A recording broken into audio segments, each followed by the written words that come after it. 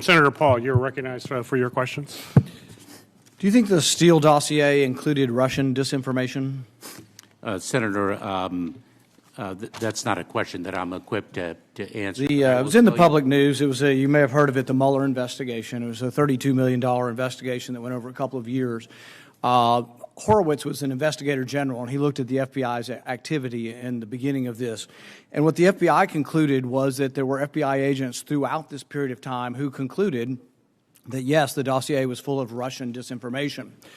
So let's say it is Russian disinformation. You say your new disinformation governance board is going to help the public with disinformation. You claim it's not going to be about domestic, it's going to be about foreigners and those evil Russians.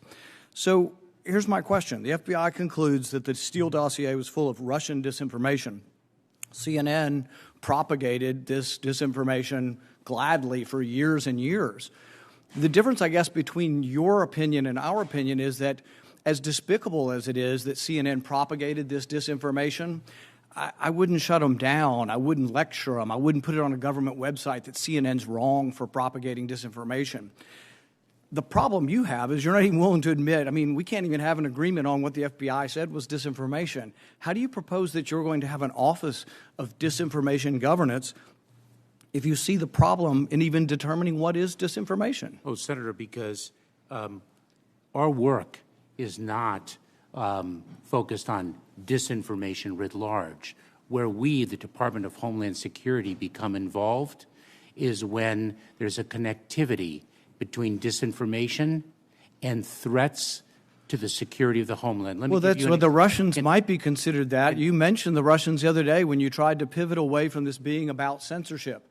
But let's say it is the Russians. I know you're not going to ever agree that the Steele dossier, which y'all spent so much money on, was disinformation. But it was, and the FBI concluded. But let's just say there's an imaginary disinformation. You've discovered tomorrow Russian disinformation that's going to hurt our national security, and CNN's broadcasting it. What are you going to do?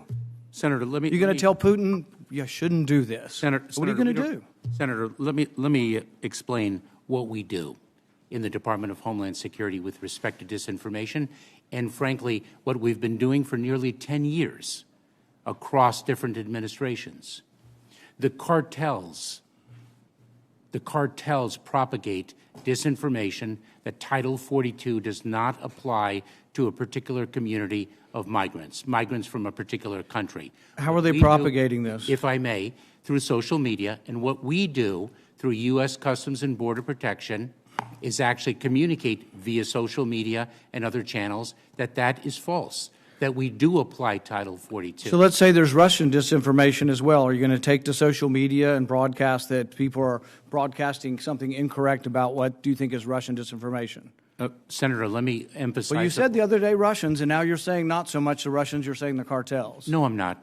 No, I'm not, Senator. You're mischaracterizing my statement. Then what are you going to do if there's Russian disinformation? You're going to broadcast something on social media? Allow me to share when we become involved in the Department of Homeland Security. We become involved when disinformation poses a threat to the security of our country. It is when there's a connectivity to a threat to our country. It could be a threat, connectivity to violence. And what this working group does, is precisely what I would think you would want it to do, which is to take a look at the disinformation work that our department has done and ask the following questions. Do we have policies? Do we have guardrails? Do we have standards? But here's the problem. We can't even agree. We can't even agree what disinformation is. You can't even agree that it was disinformation, that the Russians fed information to the Steele dossier. If you can't agree to that, how are we ever going to come to an agreement on what is disinformation so you can police it on social media? Senator, I have 2 points, if I may finish.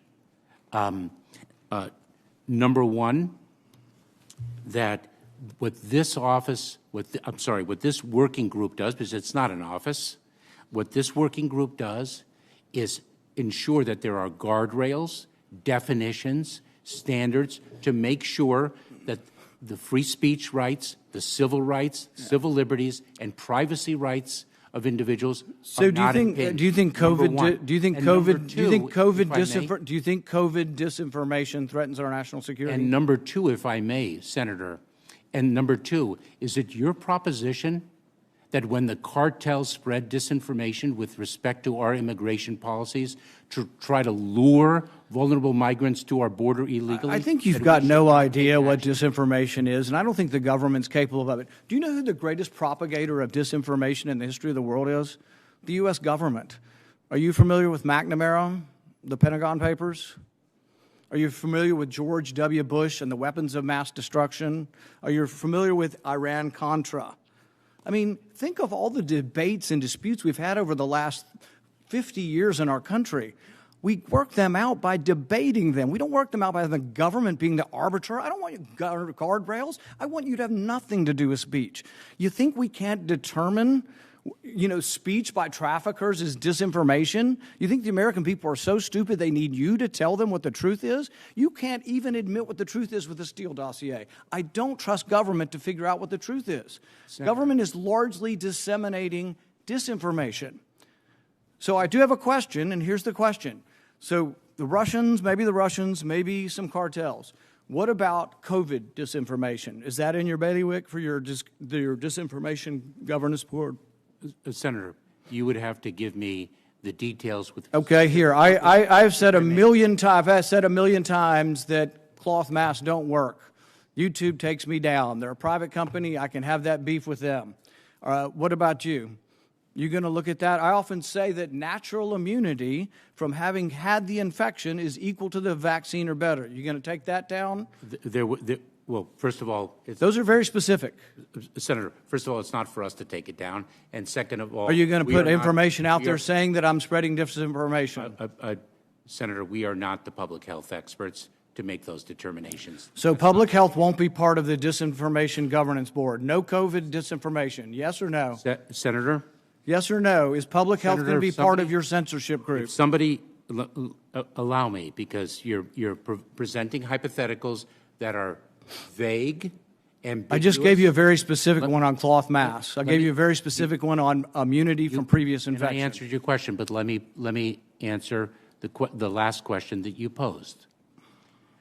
Do not, under any circumstances, accept a vaccine at a FEMA overseen vaccination center because they are actually peddling fentanyl. Now, should I sit back and take that, or should I actually disseminate accurate information? That's what we would do. Should FEMA issue accurate information that the vaccinations that we are administering in the sites that we oversee actually are the COVID-19 vaccines? I have a greater respect for the American people than you do. I think the American people can figure out the truth. And if you think the American people need to be told there's not fentanyl in the vaccination, feel free to say it. But the thing is if you are going to go around saying that you are the arbiter of information and of disinformation, I think you have no clue. And you don't have the perspective history knowing that disinformation, the largest progenitor of disinformation in our history has probably been the U.S. government. I've never said that, and actually I've said the exact opposite. Thank you, We Senator. are not the truth police. Thank you, Senator Paul. Senator Padilla, you're all recognized for your